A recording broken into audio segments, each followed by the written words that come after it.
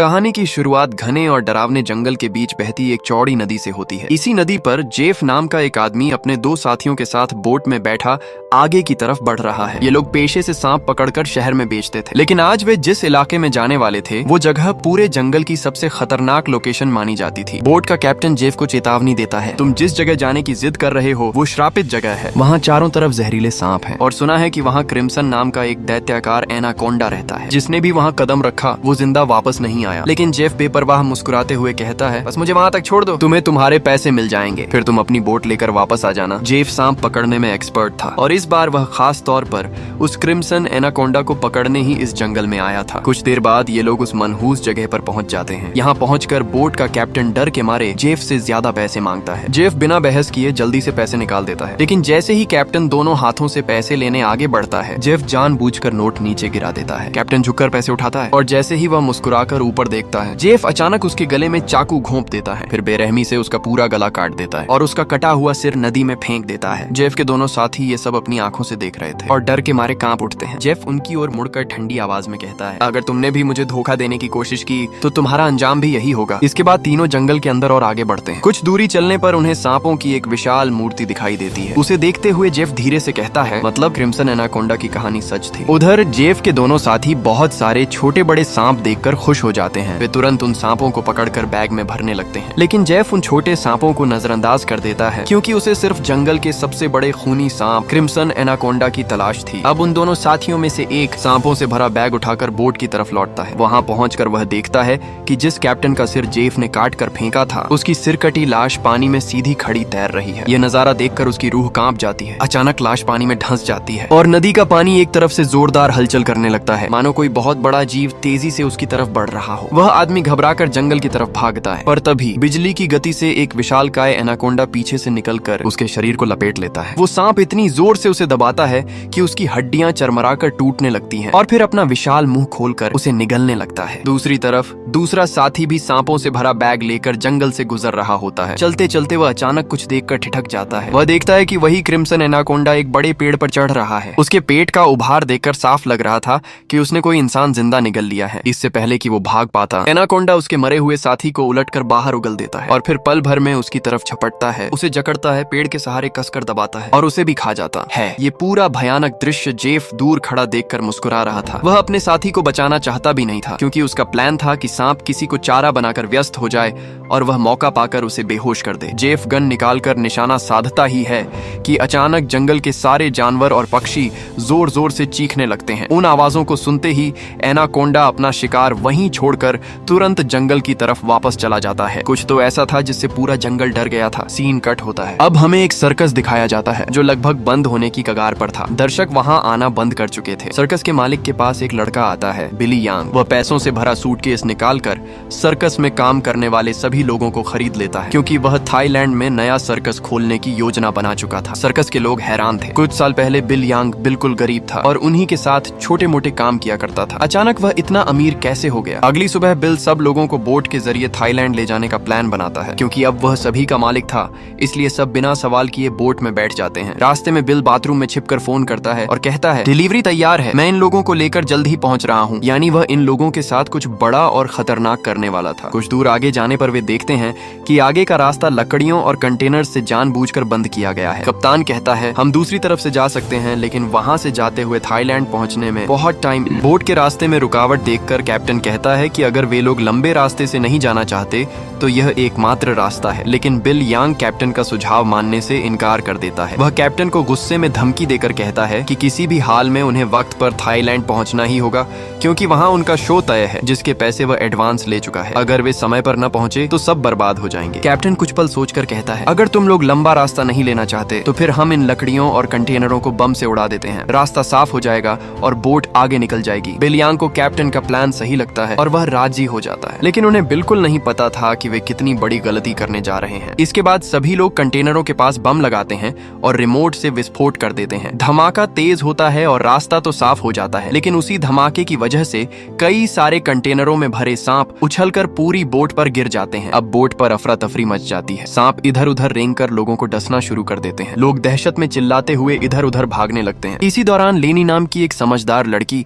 तेजी से बोट का पानी वाला पाइप खोल देती है और प्रेशर के साथ अपने आसपास मौजूद सभी सांपों को धक्का देकर पानी में गिरा देती है। उधर बिल यांग डर के मारे बाथरूम में छिप जाता है, लेकिन अचानक बाथरूम की छत टूटती है और ऊपर से दर्जनों सांप उसके ऊपर गिर पड़ते हैं। बिल खुद को बचाने के लिए घबराहट में नदी में कूद जाता है और तैरकर किनारे की तरफ बढ़ता है। जैसे ही वह किनारे पर पहुंचता है, उसके सामने एक किंग कोबरा सिर उठाए खड़ा हो जाता है। कोबरा हमला करने ही वाला होता है, लेकिन तभी कोई आदमी अचानक आगे बढ़कर कोबरा पर पैर रखकर उसे कुचल देता है और बिल की जान बचा लेता है। वह आदमी और कोई नहीं, जेफ था। चूंकि अब जेफ ने उसकी जान बचाई थी, इसलिए बिल उसे अपने बोट पर वापस ले आता है। जेफ सभी से झूठ बोलता है कि वह एक वाइल्ड एक्सप्लोरर है और एक हादसे की वजह से जंगल में फंस गया है। इसी बीच सर्कस के एक सदस्य जियाओ के कान में तेज दर्द होने लगता है। दर्द इतना बढ़ जाता है कि वह जमीन पर गिर जाता है। जेफ उसका कान गौर से देखता है और तुरंत समझ जाता है कि क्या दिक्कत है। फिर जेफ अपनी उंगली पर हल्का सा कट लगाकर उसे जियाओ के कान के पास लाता है। उसी समय जियाओ के कान से एक पतला जहरीला सांप बाहर निकलकर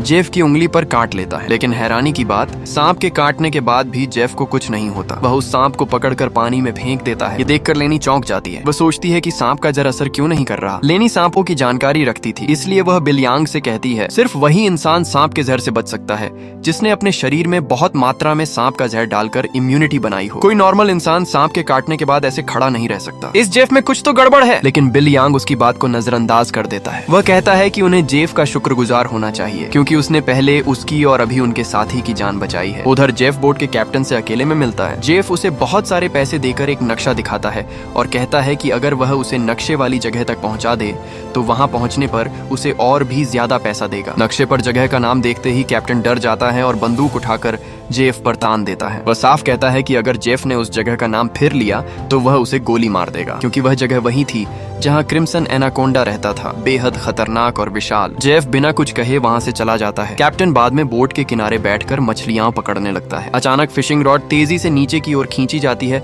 और कैप्टन के हाथ से छूट जाती है। कैप्टन उसे उठाने के लिए नीचे झुकता है, तभी कोई ताकत उसे पानी में खींच लेती है। असल में उसे किसी और ने नहीं, जेफ ने ही पानी में घसीट कर मारा था। जेफ कैप्टन की लाश को एनाकोंडा को आकर्षित करने के लिए चारे के रूप में इस्तेमाल करता है। कुछ देर बाद सभी लोग कैप्टन को ढूंढते हैं, लेकिन वह कहीं नहीं मिलता। लेनी को शक हो जाता है कि जेफ ने ही कैप्टन को मारा है। वह पूछती है, कैप्टन कहाँ है? जेफ शांत आवाज में कहता है कि उसे कुछ नहीं पता और यह जंगल है, यहाँ इंसान गायब होना आम बात है। तभी अचानक पूरा जंगल अजीब शोर से भर जाता है। सभी जानवर और परिंदे घबराकर भागने लगते हैं। उसी समय पानी में भारी हलचल होती है। एक साथी डरकर पूछता है, ये कैसी आवाज है? जेफ मुस्कुराकर कहता है, कुछ बड़ा आने वाला है। उसकी आंखों में खुशी देखकर साफ पता चल रहा था कि वह इसी खतरे का बेसब्री से इंतजार कर रहा था। तभी नदी की गहराई में एक विशाल एनाकोंडा जेफ के लगाए चारे की ओर बढ़ता है। फिशिंग रोप जोर से खींचती है और जेफ उसे पकड़ने की कोशिश करता है, लेकिन एनाकोंडा उनके सामने आकर उभर जाता है। वह सांप इतना बड़ा और डरावना था कि सबके दिल की धड़कनें रुक सी जाती हैं। एनाकोंडा रस्सी को जोर से खींचता है और जेफ पानी में गिर जाता है। एनाकोंडा उसे पानी में इधर उधर पटकने लगता है, लेकिन जेफ इतनी आसानी से हार मानने वाला नहीं था। जेफ तैरते तैरते नदी में मौजूद एक छोटी बोट तक पहुंच जाता है और तुरंत एनाकोंडा को पकड़ने के लिए लगाए गए जाल की रस्सी को उस बोट से कसकर बांध देता है। अब वह बोट पर खड़े होकर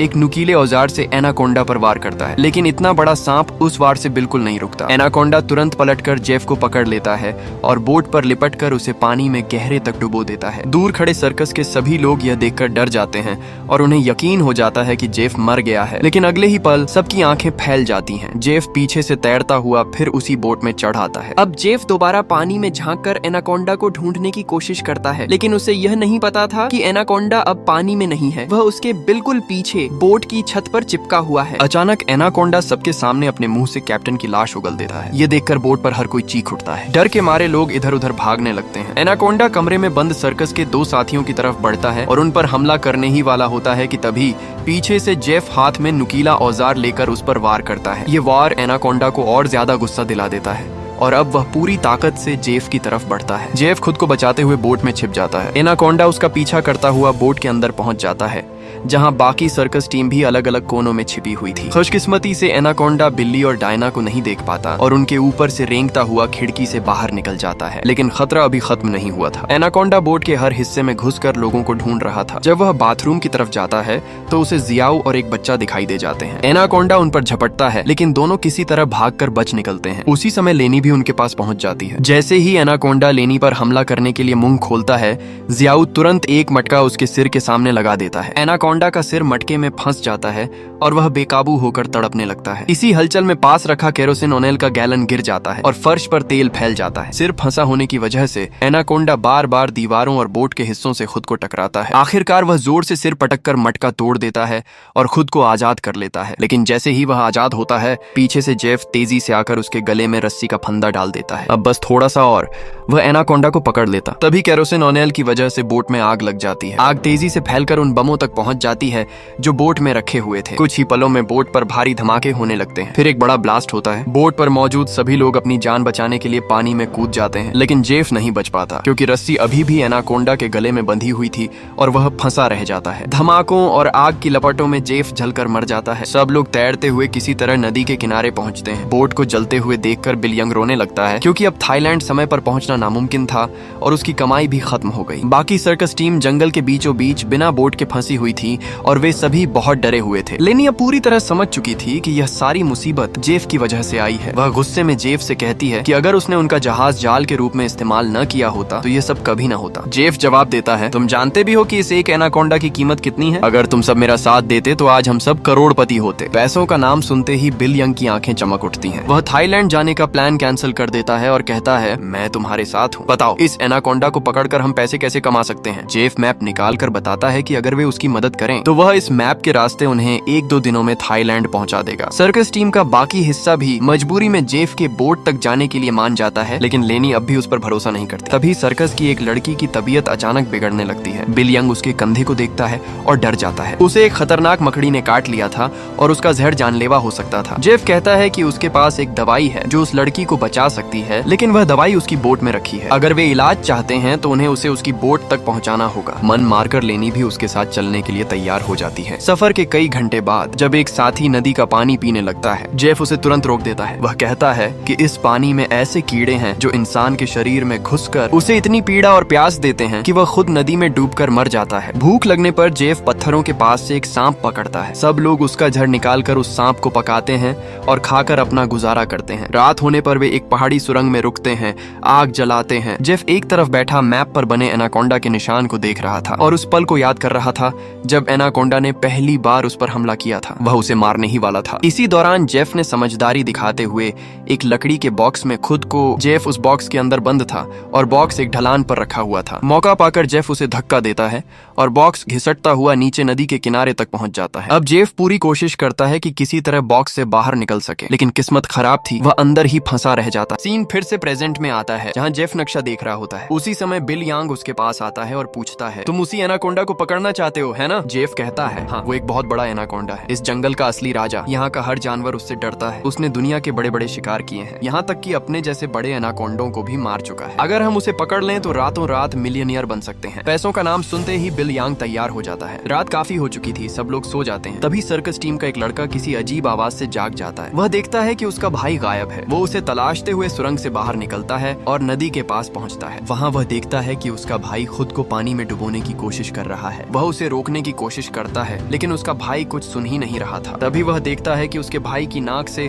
अजीब कीड़े बाहर आ रहे हैं। उसे तुरंत याद आता है, जेफ ने बताया था कि इस नदी का पानी पीने से शरीर में मौजूद कीड़े इंसान को इतनी प्यास महसूस कराते हैं कि वह खुद को पानी में डुबाने पर मजबूर हो जाता है। और ठीक वही उसके भाई के साथ हो रहा था। कुछ ही पलों में उसका भाई मर जाता है। वह आदमी रोता हुआ वापस सुरंग में लौट आता है। सुबह होते ही सब लोग फिर से सफर पर निकलते हैं। कई घंटों का लंबा सफर तय करने के बाद वे एक चौड़ी नदी के पास पहुंचते हैं। अपनी मंजिल तक जाने के लिए उन्हें नदी के अंदर से होकर ही आगे जाना पड़ता। सब बहुत डरे हुए थे, लेकिन कोई दूसरा रास्ता नहीं था। आखिरकार वे नदी में उतरते हैं। कुछ दूर चलते ही एक लड़का नीचे इशारा करता है और सब देखते हैं कि एक विशालकाय एनाकोंडा ने उन्हें चारों तरफ से घेर लिया है। जिस आदमी का भाई रात को मर गया था वह सबसे पीछे चल रहा था। तभी उसके पीछे से एनाकोंडा बिजली की तरह हमला करता है और उसे कसकर जकड़ लेता है। लेनी उसकी मदद को दौड़ती है, लेकिन तब तक एनाकोंडा उसकी सारी हड्डियां तोड़ देता है और उसे पानी में डुबाकर मार देता है। बाकी सब अपनी जान बचाते हुए तेजी से आगे भागते हैं और आखिरकार जेफ की बोट तक पहुंच जाते हैं। जेफ अपने वादे के मुताबिक उस लड़की को एंटीडोट दे देता है जिसे जहरीली मकड़ी ने काटा था। अब थाईलैंड की सीमा बस थोड़ी दूर रह गई थी और सब आगे बढ़ने की तैयारी करते हैं, लेकिन तभी जेफ उन्हें रोक देता है। असल में जेफ उनको यहाँ चारे की तरह लाया था ताकि वह एनाकोंडा को पकड़ सके। जेफ कहता है, मैं तुम्हें सुरक्षित यहाँ तक ले आया, अब तुम भी अपना वादा पूरा करो, मेरी मदद करो। बच्चा कहता है, अगर तुम्हारी मदद उस एनाकोंडा से जुड़ी है तो हम कभी तुम्हारी मदद नहीं करेंगे। ये सुनकर जेफ बंदूक निकाल लेता है और बिल यांग भी चाकू निकाल कर उसका साथ देता है। बिल यांग कहता है, जो जेफ कह रहा है वही करना होगा। लेनी चिल्लाती है, क्या तुम पागल हो? उस एनाकोंडा को पकड़ना नामुमकिन है, अपनी जान क्यों देना चाहते हो? जेफ कहता है, नामुमकिन नहीं, बस मुश्किल है। अगर हम उसे खाते वक्त भटका पाए तो उसे पकड़ सकते हैं। इसके बाद जेफ और बिल यांग सर्कस टीम के 2 लोगों को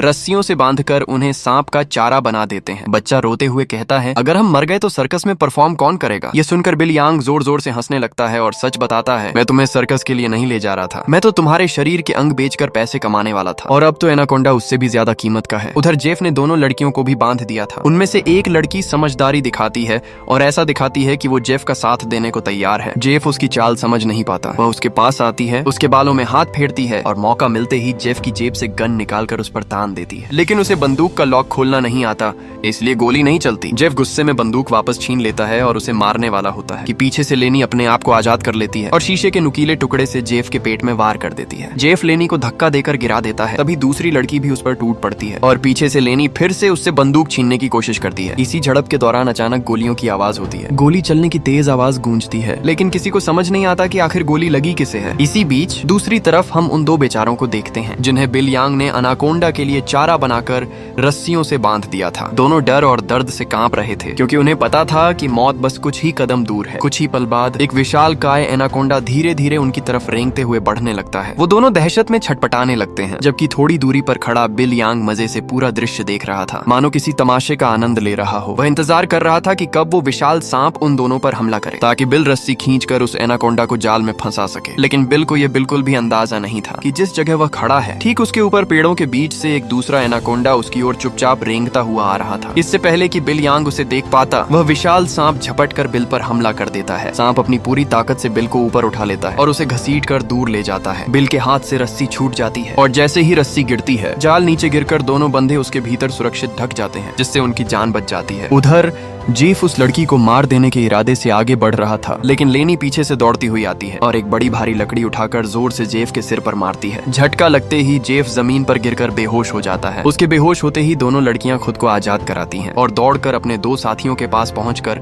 उन्हें भी जाल से छुड़ा लेती हैं। लेकिन किस्मत फिर पलट जाती है। जेफ को थोड़ी ही देर में होश आ जाता है और वह फिर उनकी ओर बढ़ने लगता है। उसी समय एक विशालकाय एनाकोंडा उभर कर आता है और झपट्टा मारकर जेफ को पकड़ लेता है और उसे घसीट कर ले जाता है। अब सभी दहशत से तेजी से यहाँ से निकलने की तैयारी करते हैं, लेकिन तभी उन्हें पता चलता है कि उनकी एक साथी तो चल भी नहीं पा रही, क्योंकि हाथापाई के दौरान जो गोली चली थी वह उसी लड़की को लगी थी। कुछ ही देर में वह लड़की उनकी आंखों के सामने दम तोड़ देती है। तीनों बचे हुए लोग जान बचाने के लिए जेफ की नाव में बैठते हैं और नदी के रास्ते भागने की कोशिश करते हैं, लेकिन तभी जियाओ को पीछे से कुछ चुभता है। वह उसे पकड़ कर देखता है तो समझ आता है कि यह एक बेहोशी वाला इंजेक्शन है। कुछ ही सेकंड में जियाओ बेहोश होकर गिर पड़ता है और यह इंजेक्शन किसी और ने नहीं बल्कि जेफ ने ही मारा था, यानी वह एनाकोंडा के हमले से भी बच गया था। उसने मौका पाकर एनाकोंडा का सिर काट दिया था और फिर चुपचाप नाव तक पहुंच गया था। अब जेफ तीनों को पकड़कर एनाकोंडा का चारा बनाने के लिए रस्सियों से बांध देता है। वह उनके चारों तरफ तेज धार वाली लोहे की तार कसकर लपेट देता है ताकि वे भाग न सके। फिर वह आसपास खून छिड़क देता है ताकि सांप उनकी ओर आकर्षित हो। इसके बाद जेफ उनके जाल वाली रस्सी पकड़कर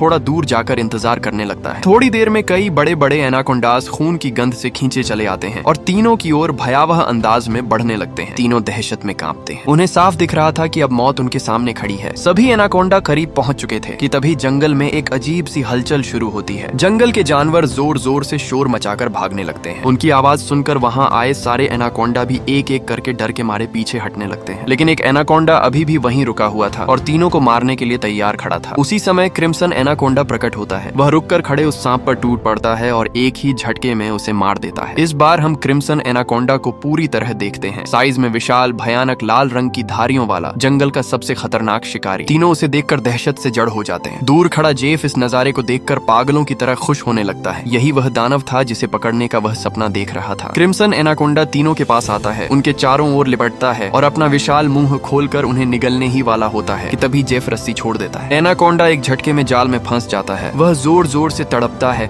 और पूरी ताकत से खुद को छुड़ाने की कोशिश करता है, लेकिन फंसने के बावजूद वह अपने तेज नुकीले दांतों से जाल काटने लगता है और कुछ ही पलों में वह खुद को मुक्त कर लेता है। जाल का एक हिस्सा अभी भी उसके शरीर में फंसा था। जेफ रस्सी जोर से पकड़कर उस सांप को रोकने की कोशिश करता है, लेकिन वह इतनी ताकत के सामने टिक नहीं पाता। रस्सी के खिंचाव से जेफ दो पेड़ों के बीच फंस जाता है और बाहर नहीं निकल पाता। क्रिम्सन एनाकोंडा भयानक तेजी से उसकी ओर बढ़ता है और जेफ को जकड़ लेता है। तीनों यह सब अपनी आंखों के सामने देख रहे थे। उन्हें पता था जेफ के बाद उनकी बारी आने वाली है। वे पूरी ताकत से खुद को छुड़ाने की कोशिश करते हैं, लेकिन जाल बहुत टाइट था। तभी वह छोटा लड़का हिम्मत जुटाता है और अपने दांतों से रस्सी काटने लगता है। काफी कोशिशों के बाद वह रस्सी का एक हिस्सा काटने में कामयाब हो जाता है। अब बस थोड़ी रस्सी बची थी। वह अपने दांतों की पूरी ताकत लगाकर काटने लगता है, यहाँ तक कि उसके मुंह से खून निकलने लगता है। एनाकोंडा झटके से जेफ को जकड़ लेता है और इतनी ताकत से दबाता है कि उसकी हड्डियां टूटने लगती हैं। कुछ ही सेकंड में वह क्रिम्सन एनाकोंडा जेफ को पूरी तरह कुचलकर जिंदा निकल जाता है। दूसरी तरफ छोटा बच्चा अपने दांतों से रस्सी काटने में सफल हो जाता है और फिर वह उन दोनों को भी आजाद कर देता है। तीनों तुरंत नदी की तरफ भागना शुरू कर देते हैं, लेकिन जेफ को मारने के बाद